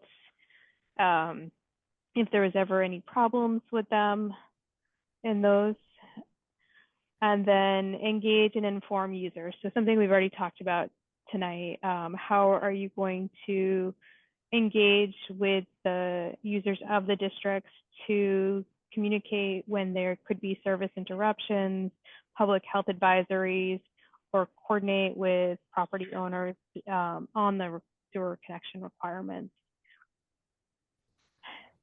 So that is sewer. Water is very similar. That's the next slide. So with water, the commission's responsible for delivering safe, reliable drinking water. This is a consecutive system where you'll be distributing MWRA sourced water through Framingham's interconnection. You'll be operating the public water supply in accordance with Mass DEP regulations, the Safe Drinking Water Act, and comply with any Mass DEP water quality monitoring and reporting requirements. So I'm sure you guys have all come across it at some point. Water, either through your local DPWs or water sewer districts, they do release annual water reports reporting quality, as well as any major improvements that have happened to the system through the year. So you'll have to operate and maintain the local infrastructure along with the water main. Hydrants will be installed along that main as well. So coordinating on testing and flushing of the hydrants, as well as responding to any leaks, repairs, or pressure issues that might occur. As there'll be a meter at the main connection as well. And then again, coordinating with your partner agencies, and in this case with water, it'll be Framingham. Managing the finances and customer accounts. So with water, you'll be starting with 5 accounts because you have those 3 existing users near the line. And then planning for reliability and resilience. maintaining an emergency response plan, ensuring that there's no cross connection between the water system and maybe some other irrigation well or something someone else might have. And then again, engaging with the users. So distributing the annual consumer confidence report, and then providing water quality, water conservation education. And this might be something the town is already doing, just in a different form, when there's droughts, banning outdoor watering or limiting outdoor watering, and then again, communicating any sort of service interruptions. So those are big overarching responsibilities and goals of the district. And again, some of these, how that's going to happen, are outlined in the bylaws that has been distributed. So please take a look at that, provide any feedback. And we're going to have to flesh out the rest of these plans as we move forward. Yeah. Sort of big picture question. As long as Toll Brothers owns it and is installing it, and building the properties, etc., that's clear. After you're long gone, then the water district does all these things. But there's a transition time there that's not clear in my mind anyway. When, for example, in Meadowbrook Crossing, some of the units are sold and some are not. At what point does Toll Brothers hand the infrastructure over? There will need to be a formal transfer. So they'll need to, you as the commission will need to formally accept the water mains, and it should be before any water is actually delivered for consumption. Oh, okay. So, you're not gonna be selling any units or renting any units until the infrastructure, water and sewer infrastructure is complete and turned over to the district. Okay. Generally, the infrastructure project is the first to happen. So this would be, well, while, houses are being built and the apartment buildings are being built, this infrastructure work would be ongoing and completed prior to the completion of any of those units. So there would be a turnover process. Normally, there's a third-party inspection services that goes through and makes sure everything's being constructed per the specifications. There's water quality testing that has to occur, flushing, water testing, everything else. It then gets turned over. There's usually a period of warranty, and then the district owns it outright. So you'll still be under construction when the district becomes the full-fledged owner? Yes. Yeah. Also, at what point on site, but the off-site improvements in the roadway would be complete, but they might be work on your site. Correct. Also, at what point do we transition from interim to full? Because when it becomes full commission, I think 2 of the members actually are going to come from Toll Brothers, right? So the makeup of the commission will change. So when does that occur relative to the handover of the infrastructure? I think that's a little bit grayer in that it might coincide with that turnover of the infrastructure to the district, but gray in that it's clear that, there would be one owner of the apartment complex, right? So that's rental, right? So there's gonna be one entity that owns that's gonna have a representative on your district. But the Meadowbrook Commons portion is owner occupied, so that condo association would have a representative until they have folks that are in that association to vote for a representative. It's in transition. And the initial condo association member will be Jeff, right? Jeff will probably sit on the condo association board, because you have to set up the condo boards, and we as developers have to sit on those boards until we can get off. Sometimes takes 10 years. Right, yeah, sometimes it takes a while. And has a representative, and you can transition from the interim, the final, the representatives from the condo association will change over time. Right. Correct, yeah. So we would expect, as Will just said, whenever we set up an HOA, Toll is the HOA, and then as units are sold percentage-wise, they start taking over the that HOA board as well, and we transition out. But as Will said, sometimes some of these projects take a long time. It takes a while till the last toll individuals out. We found it helpful because it makes sure that the HOA is running smoothly, and there's a transition there similar to this. It's a transition. To Jeremy's point, we kind of can't sit on the board right now. We don't own the property yet. Once we close on the property, we have a real say in what's happening on the property. That, at that point, from that point moving forward, I think it's up to the discretion of the district. It sounds like it's tied to the creation of the HOA for the condos units.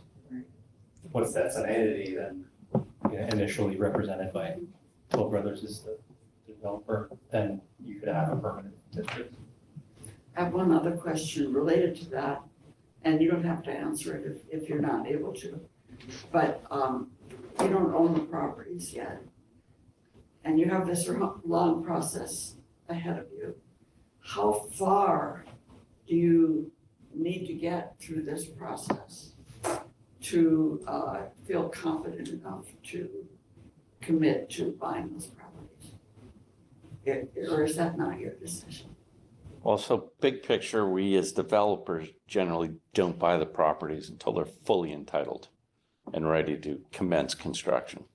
So in this case, the entitlement, at least on the apartment side, is basically done. This is the big entitlement process for these projects. So it's really going to be when we get to the end of this, which is sometime the end of next year.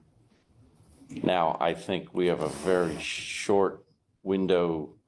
A big gating issue we're going to be looking at in September is the water quantity, right? If that comes back with the way we all hope it comes back, as Jeff said, we've met with WRC, MWRA, a bunch of, everyone's on board with getting this done. DEP has been a hurdle. And once we get through this, then I think we're going to be a little smoother sailing for Jeremy. Thanks. I like the metaphor. So back to a question that Marion raised. This water district will be effectively billing customers and collecting money before you turn it over to the town, to the district. No. Yeah. Well, you've got 68 units in Meadowbrook Commons. You're not going to sell them all at one time. Jeff's hoping to. No, Yeah, but you're right. yeah. I'm Well, it'll be joking, phased. but yeah. So, the first 2 or 3 that buy them, they're going to be buying water from whom? This. No, you're not going to have individual customers for each of those apartment units. Yeah. There'll be one bill So to the apartment, to the HOA. One bill to the HOA, and then they will apportion it to the. However they see fit. Yep. And there'll be another bill to the apartment units. They're not going to be individually by Who occupant. decides that? We don't, generally it's 1 meter for water and sewer going into an apartment building. We will sub-meter the units and do that ourselves. Bill back water to the tenants directly. But You'll be doing that. yeah, but you'll get, so the district will have one invoice that they send out to the apartment building, the apartment property. Oh, I see. They're also, correct me, will the HOA have one? So we've done it both ways as far as the ownership side goes. We have done it that there's one master meter, and so the district only has one customer. And then from there, the HOA handles the 67 individual units and the billing of each. So they're sub-metered off of that one master meter. We've done it that way. We've done it the other way as well. What you were referencing, you'd have 67 different customers that you're working with. A more sophisticated water and sewer district may have a preference to do, have multiple, more than one account for whatever reason, but I'd suggest for your purposes, you make it simple and keep the customer numbers to a minimum. So I'd suggest you go one customer for the Meadowbrook Commons, one customer for Coolidge Crossing, and then your work is that much simpler. I mean, that makes sense to me, but could it be changed over time after all the units in the HOA are? Now, it's really hard to do that because usually what you're looking at is you're going to own the infrastructure up into that master meter, and then the community owns it from the master meter to each house. So you're, once, There's really no advantage from a person who's operated through different water and sewer systems. There's no advantage to get the minutia of on-site operations of developments. Yeah. I'll say there's, to Jeremy's point, some towns, they just have a preference because they feel that they want the control. They're going to get the phone call anyway if there's a problem out in the street where there's a water main break or anything. They just want the control. Some of these, you know, BWSC, for example, Boston Water and Sewer, right? They're used to it. They know how to fix and run a water system. So they don't want somebody else. They don't want to rely on 67 unit owners to individually figure out how to make sure that their water system's working correctly. They know how to do it. That's their business. That's what they do for a living. In this case, you know, there's an HOA that can handle this. If you guys can handle the 5 customers instead of, what is that, 72 customers, right? It just makes it easier. There'll be a period of time when you'll be billing for water and sewer to those occupants that are in before the project is complete, right? Yeah, they'll have some internal mechanism to account for whatever cost there is.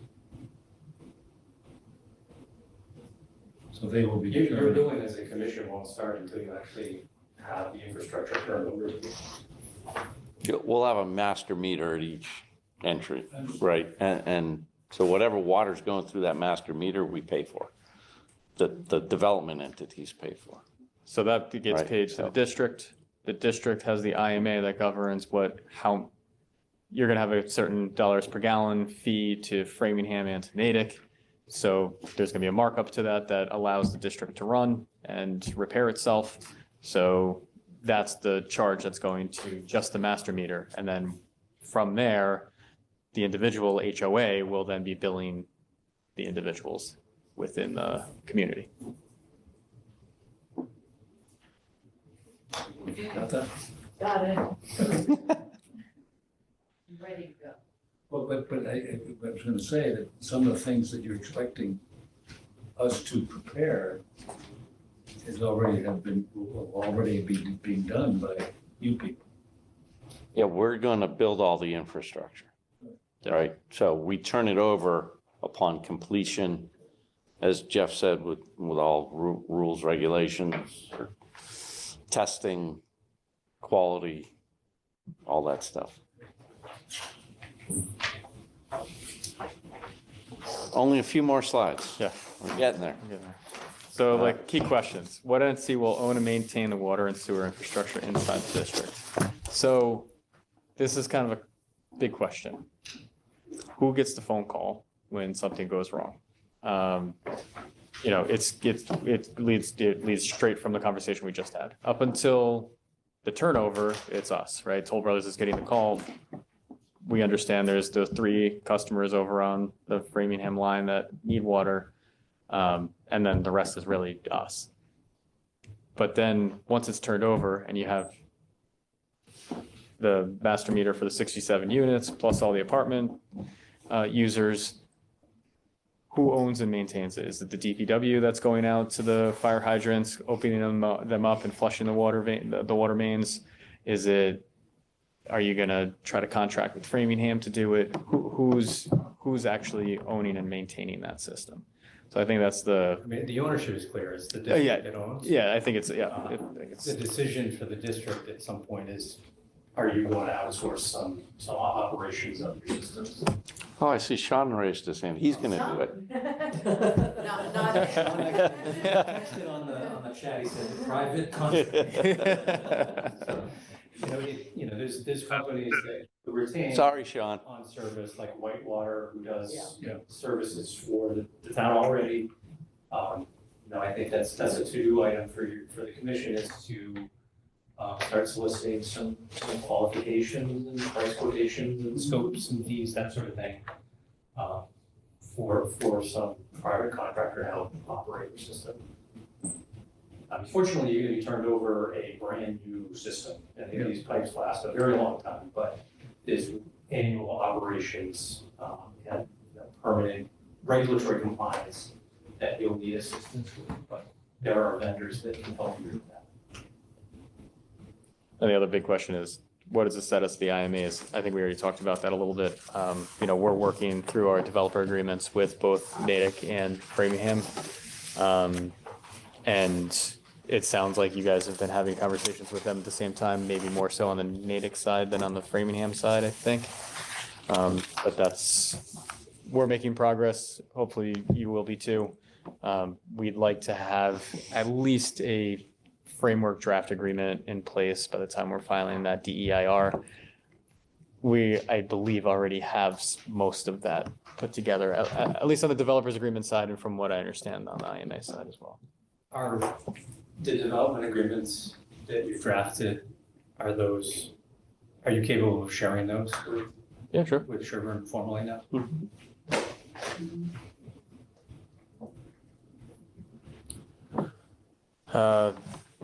So action items. So talked about the IMAs just now, developing that business plan. We can help work through that, establishing the bylaws and regulations. So basically your review and approval and modifications to what we're submitting there to you guys, creating the emergency management plan, and then, you know, you will be the applicant for the Interbasin Transfer Act for the water side, and then the MWRA. So I think.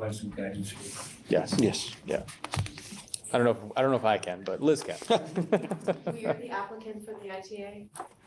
I believe the district is the applicant, yes, yeah. Yes, it's the district that's applying to have water and sewer service from the MWRA, not Toll Brothers. We will prepare all the documents, but it'll be the North Sherborn Water Sewer District as the applicant. We signed. So these are suggested next steps for what it's worth, just to try to keep some things on track for that FEIR. We want that to be the big finish. We can have drafts and everything else in the meantime, but we're hopeful that by the FEIR time, the district has everything fully voted upon and approved. Yeah, we have a lot of work to do. Yeah. Yeah, and just to one quick thing on this as well, we have been, as we've mentioned, in contact with the Water Resource Commission and the MWRA. They do want to be involved in this process as well. So they are there as a resource to send drafts to or get information from. And I think I did include the contacts we're dealing with. The Water Resource Commission, one thing we didn't touch upon is that it's a commission of a conglomerate of state agencies. So you have, I'm sorry, there's a lot of feedback I'm getting. There's DCR, DEP, MWRA, as well as the Executive Office of Housing and Livable Communities, and a few other agencies are involved in that. So Vanessa is the main contact we've been dealing with from DCR, and then Colleen from MWRA. So if the commission wants, we can invite them to meetings or copy them on notes and or send them drafts as well. So I can ask a question about connections to HLC, housing, EOHLC. There are various people listed in the Water Resource Commission information, but do any of you have previous contacts with people at EOHLC? Because affordable housing side of I this. do, yeah. Yep. And actually, one of the representative agencies is the EOH that agency Oh, right, they are, is they are, on but I'm wondering the if there's, WRC. any personal Yeah. contacts that might help there. Like at Augustus, for Right, example. right. The WRC is a more political board than our current dealings or the current dealings with Mass DEP. So when it gets to the WRC, there are, our local rep, James Rosa, will be helpful during the interbasin transfer act stuff with the WRC. Right. Another question I wanted to ask is, simultaneously moving things along at the town level. I know that, you'll have to go back before the zoning board, Conservation Commission, Board of Health, I don't think so, as long as we're assuming MWI water, but when do those processes start? Are you working on that now, and is there? Yep, so we filed on the apartment side for the Conservation Commission NOI today, so we'll be early September, I think it's September 4th, we'll have our first hearing on that. The idea is probably later this fall for reopening the comprehensive permit. And I think Jeff's on a similar timeline for later this fall. What we really want to do is get this DEIR filed, get DEP behind us. And because once we get that, we're going to be running fast on all these other fronts, but I think we'll also feel good about coming back to the town.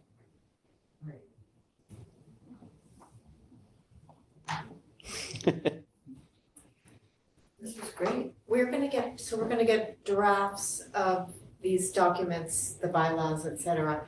You said in a couple weeks? You have some right now, if the whole file was, but we'll circle up with Liz. She's out this week, so. We're not going to ask you for tomorrow, Liz. Yeah. You can enjoy the rest of your vacation. Thanks, guys. Can I just caveat that a bit? I can't provide the emergency management plan, and I can go through rough framework for the business plan, but without knowing the entity that's getting called and how that contract is working out and what the town is agreeing to in their IMAs, I can't finalize those documents. So those I think are the ones that are going to be lagging behind and we're not going to really include in the DEIR. However, the regulations and the bylaws we're hoping to get in there in some draft form.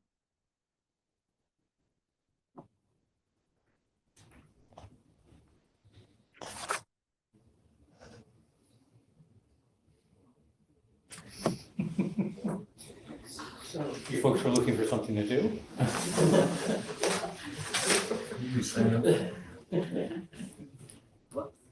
No, but this has been very. Very helpful. Can we do this again? Yeah. Well, we're happy to do this on a monthly basis moving forward, or whatever works from your perspective. Really, that would be awesome. Yeah. I mean, our thought was we laid out those date like September. Maybe we can tackle some of the draft documents from a review if we have them to you in time, which we should. But open to your ideas too, how best to. Right. Well, once we get those drafts, we're gonna have a list of things we have to do here. Yeah. You get to see a model of what they're supposed to look like. I think we're all pretty new at this. Speaking for myself.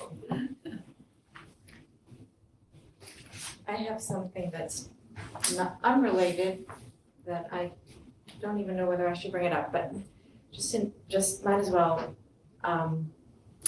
The crossing, the water line crossing under Course Brook, is it water and sewer, or is it just? The 8M crossing, the Sudbury. You're gonna do directional drilling is your intent at the most? Oh, that makes sense, yes.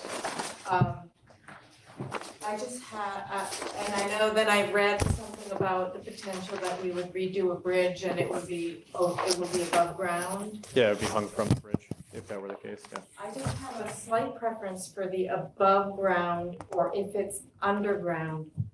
I'm just concerned about creating a preferential pathway for contaminants.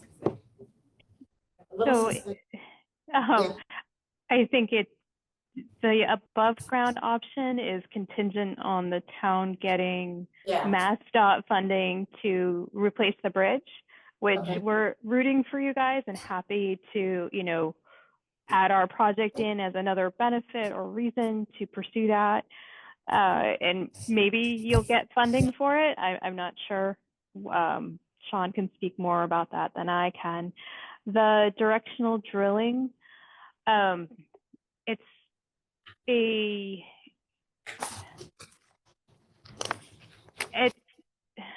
so pathway for contaminants to where? I mean, the whole force main and water main are going to be 5 feet below grade. So why is that location of particular concern, I guess?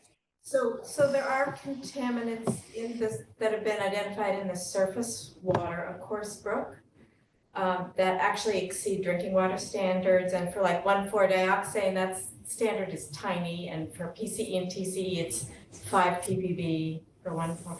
So there have been exceedances in Coarse Brook in DEP sampling over time. And that's with all the dilution of the surface waters and everything else. So if you're gonna go 5 feet under that, I don't really know what's there or what's coming from General Chemical. And I just want some sort of hydraulic control so that if you're drilling underneath, I mean, like even the aqueduct that exists there is a preferential pathway, and for contaminants to come, that's kind of how they're arriving here in Coarse Brook and in Sherborn, and a drainage ditch and other things. But so I just, as I would, if you're doing directional drilling and you're creating a pathway underneath the river where concentrations could be higher than what's actually in the river, in the brook, that I don't know if there are engineering controls that you could consider, like. Is there some sort of grout or something? Low permeability backfill. Yeah, so some sort of, some Well, pause. Can I, so with directional drilling, you don't have an oversized trench. With a normal water main, sewer main, you're going to embed it in a material, compact it, and go through. With directional drilling, you're pushing that pipe through, and there's no further bedding placed around it. So you're really minimizing disturbance for one thing. That's and then you're also minimizing what that potential conduit you're talking about there. You're not adding in soil that has void volumes. You're keeping what's there, and you're just pushing the pipes through. Right. So there's no opportunity really.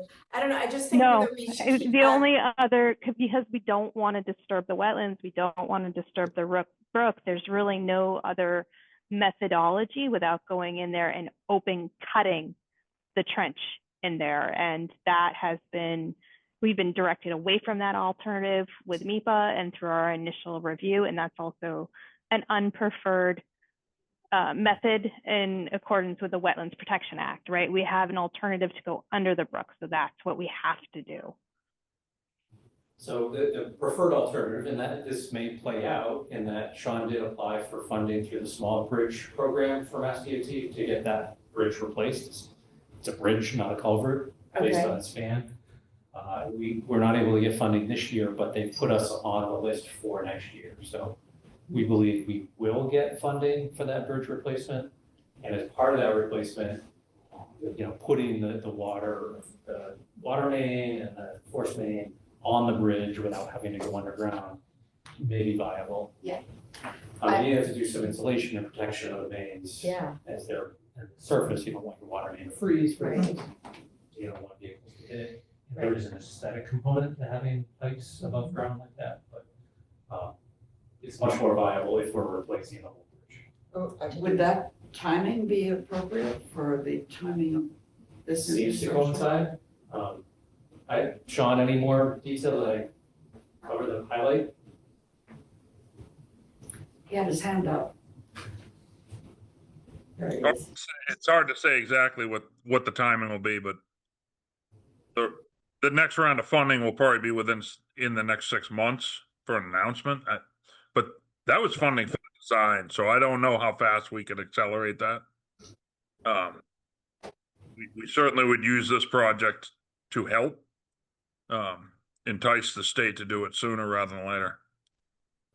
The environmental impact of the pipes is better if it's on the bridge. Of course, it hails in comparison to the amount of environmental impact of doing the bridge and culvert replacement itself, so. That's Yeah. Dude, there will be a mud displacement when we do the actual replacement, so. And if the bridge construction doesn't line up with the water main and sewer force main being in place, there could be temporary bridges for those pipes. And then True. transfer over to the permanent bridge. There's Ways to do it. possibilities. Just to keep that, in the back burner, if there's anything we can do further, if you are, directional drilling, just maybe there are things you could do. Just to put it into context, Eversource has directional drilled in that area previously, and I don't know of any review, but there's 2 Eversource mains that go down Coolidge Street that were directional drilled in that stream. I expect that both the water and sewer main will be on the opposite side of the culvert. They're on the what I would call the south or the Framingham side of the culvert, but I expect we'll come across the other side to avoid the Eversource side. Uh-huh.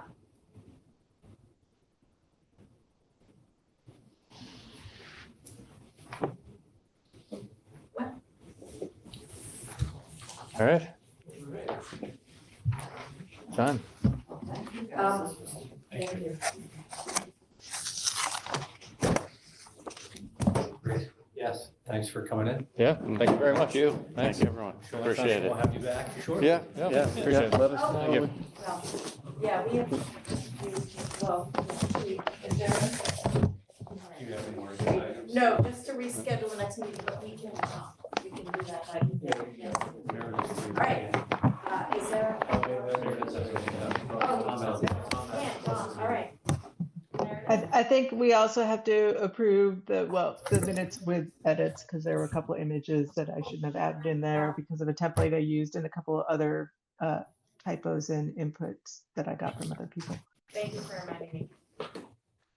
Let's do that. Did anyone have any? Oh, Tom, Tom. Oh, his meeting? Okay, Tom? Yeah, if now is a good time, if I could just do my 2-second housekeeping from the Groundwater Protection Committee. Do I hear a motion to adjourn? So moved. Is there a Seconded. second? And voting, Tom Trainer, aye. Meredith Leslowski, aye. Andrea, aye. Jeff, are you still with us? Steph fell asleep. She's abstaining. The Groundwater Protection Committee.